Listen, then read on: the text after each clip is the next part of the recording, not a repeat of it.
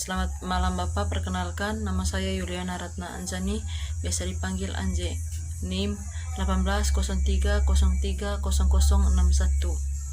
Di sini saya akan mereview buku tentang kontrol sosial. Bab 1 di sini protes kontrol dan kepolisian. Anda tidak mengharapkan pusat kota Washington menjadi sangat sunyi dan sepi. Tetapi pada suatu hari Jumat pagi tahun 2002 itu terjadi. Aku berdiri dengan sekelompok kecil Air Force selama protes dana moneter internasional. Kecuali kelompok kami, polisi dan lalu lintas pagi, jalan-jalan sebagian besar dibubarkan. Toko tutup, jarang ada penjalan kaki. Ada alasannya. Selama beberapa hari, polisi telah memperingatkan warga untuk mengunci diri karena pengunjuk rasa yang kejam dan anarkis akan segera turun ke jalan. Tindakan mulai meningkat ketika anggota gugus pangan dengan perpaduan unik antara non-kekerasan politik dan spiritualitas mulai berdatangan. Lalu protes kontrol dan kepolisian pendiri FNB menggambarkan grupnya kepada saya sebagai orang-orang yang berdedikasi untuk mengubah masyarakat melalui cara damai. Pernyataan ini atau peta mencantumkan aktivitas berikut: pendidikan publik, investigasi kekejaman, penelitian penyelamatan hewan, legislasi, acara khusus, keterlibatan selebriti, dan kampanye protes. Deskripsi ini hampir tidak terdengar seperti terorisme. Kelompok tersebut menggunakan taktik yang sama dengan yang digunakan oleh agama. Bab 2. Perspektif tentang pengendalian perbedaan pendapat. Sebagai konsep, kontrol sosial memiliki kehidupannya sendiri. Banyak yang telah ditulis tentangnya dan perspektif sosiologi, kriminologi, politik, dan postmodern. Para sarjana menggunakan istilah tersebut dalam studi tentang beragam topik, seperti penyimpangan, hukuman, dan cohen, perselisihan dan supremasi hukum, dan truth, dan sains dan teknologi dalam masyarakat pasca industri.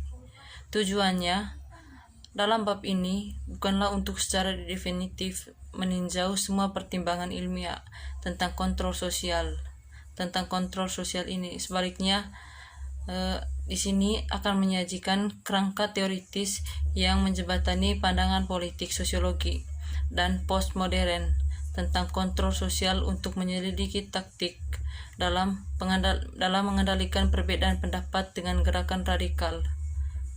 Menurut Thomas Plombeng dan Stanley, teori kontrol sosial bersumber dari teori politik dan sosial klasik.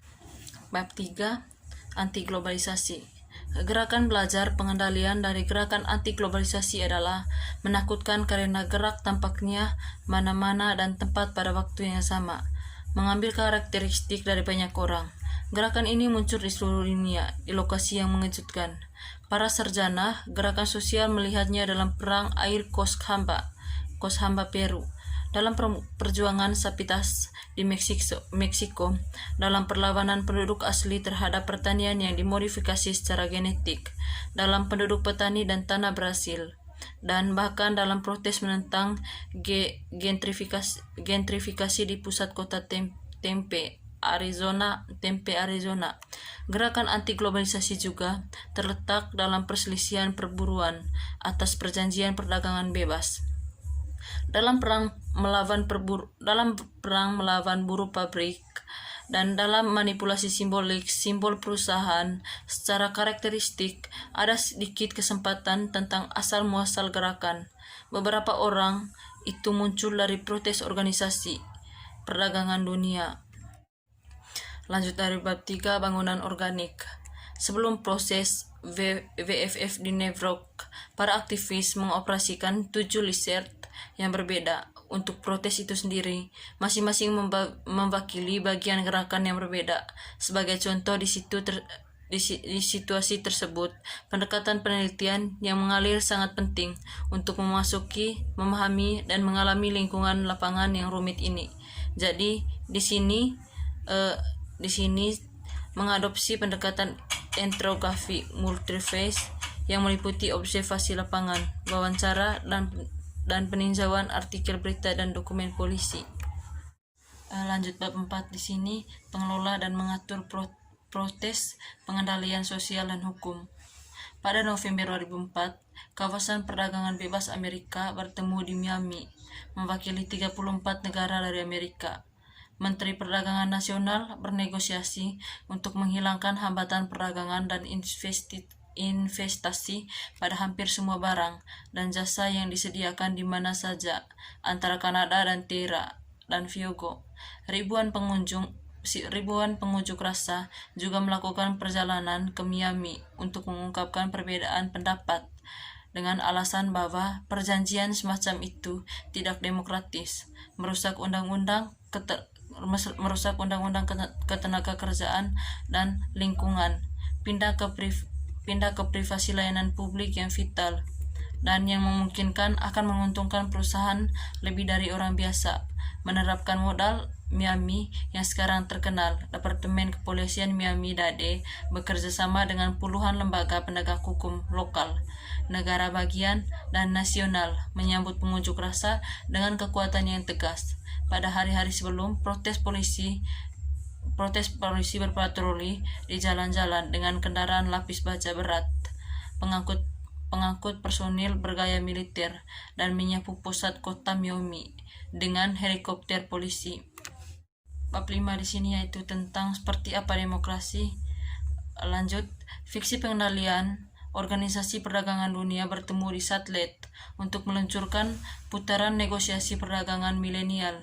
Bersama dengan pertemuan tersebut, hadir pula ribuan pengunjuk rasa dari seluruh dunia yang melakukan demonstrasi jalanan besar-besaran di luar tempat pertemuan dengan menggunakan model berbasis jaringan pengunjuk rasa yang diatur di sekitar kelompok Afghanistan untuk memblokir lalu lintas, menutup persimpangan, dan mengunci pintu masuk ke gedung. Menangkap polisi dan WTO secara mengejutkan. Para pengunjuk rasa berhasil menutup kota selama beberapa hari. Demonstrasi tersebut begitu mengganggu sehingga WTO harus menunda negosiasi perdagangannya sampai pertemuan berikutnya 2 tahun kemudian. Tak lama setelah pertempuran Salt-Lake, oleh Departemen Pertahanan menganalisis keberhasilan gerakan anti-globalisasi dan kegagalan penegakan hukum Salt-Lake. Analisis tersebut menggambarkan semua pemain dan strategi mereka dan meneliti mengapa berhasil dengan sangat baik mengganggu pertemuan tingkat menteri. Laporan tersebut menyimpulkan bahwa lembaga penegak hukum kurang siap untuk menangani bentuk negosiasi baru yang telah diredakan ini. Bab 6.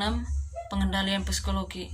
Berbagai taktik psikologi untuk pengendalian protes pembangunan, maka aktivisme anti-globalisasi melalui kampanye, hubungan masyarakat, dan pesan media. Taktik psikologi adalah teknik kontrol sosial yang beroperasi pada tingkat pikiran dengan tujuan menciptakan ketakutan dan mempersulit pengunjuk rasa untuk berhasil bergerak.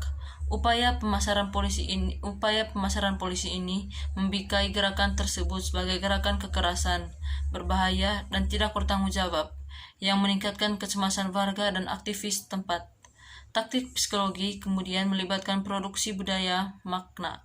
Mereka secara inher tentang perjuangan tentang bagaimana masyarakat umum memahami dan beraksi terhadap pengunjuk rasa. Taktik ini umumnya berbentuk kampanye media yang terawat dan hati-hati yang mempengaruhi opini dan dengan demikian mempersulit pengunjuk rasa untuk berhasil memobilisasi orang. Bab 7. Penegakan hukum dan kontrol. Dalam multitude, Hart dan Negeri berpendapat bahwa mode resepsi selalu mengikuti inovasi dalam perlawanan, bukan sebaliknya. Mereka menyarankan bahwa pembangkang adalah inovator, menciptakan dari kebutuhan cara-cara baru untuk melawan dan menentang status quo. Negara kemudian mengikuti menerapkan bentuk-bentuk kontrol baru untuk mengurangi tantangan terhadap kekuasaan. Kelompok afinitas dan aksi langsung telah membentuk konsentrasi protes baru yang secara serius menentang agenda lembaga globalisasi besar seperti WTO dan IMF. Sebagai tanggapan negara bekerja sama dengan lembaga-lembaga ini telah mengembangkan teknik baru untuk meminimalkan protes gangguan seperti yang telah ditunjukkan di seluruh buku ini. Teknik-teknik ini mencakup pemetaan yang cermat dan penguatan ruang, serta penggunaan pembatasan hukum dan kampanye hubungan masyarakat.